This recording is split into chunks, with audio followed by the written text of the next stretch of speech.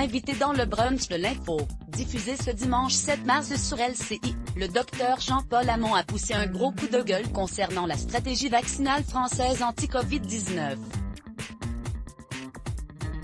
À propos de « On a balancé 50 doses de Pfizer hier parce que l'ARS a interdit qu'on les fasse », a lâché le docteur.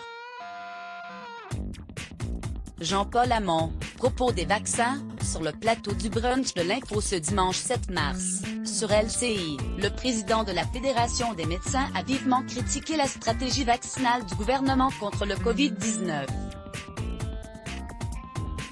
J'ai des envies d'aller dézinguer le ministère, s'est-il exclamé au micro de Christophe Beaugrand-Gerin, avant d'ajouter « Qui sont ces gens incapables de s'adapter, incapables de prendre des décisions responsables ?»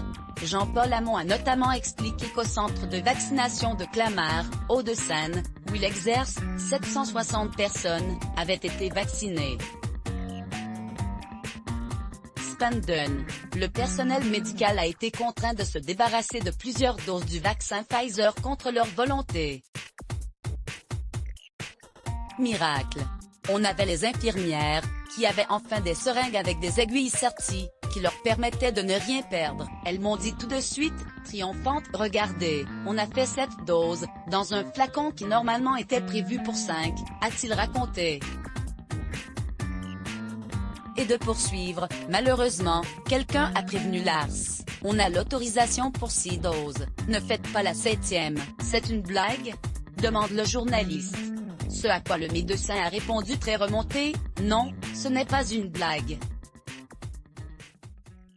Vaccin, énorme coup de gueule du docteur @Hamon Jean-Paul ce matin dans mon émission #le brunch sur @LCI. On jette des doses à la poubelle.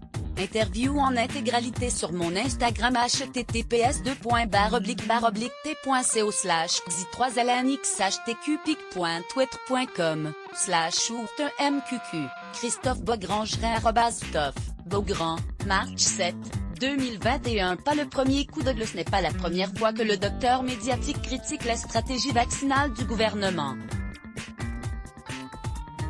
De passage sur CNU mercredi 3 mars, il a fait part de sa colère envers le docteur Jérôme Salomon, le directeur général de la santé, qu'il accuse d'être responsable de couacs sur les vaccins. Il ne s'est pas montré tendre envers l'infectiologue, l'accusant de désinformation et d'incapacité à gérer les stocks de vaccins, avant de demander sa démission.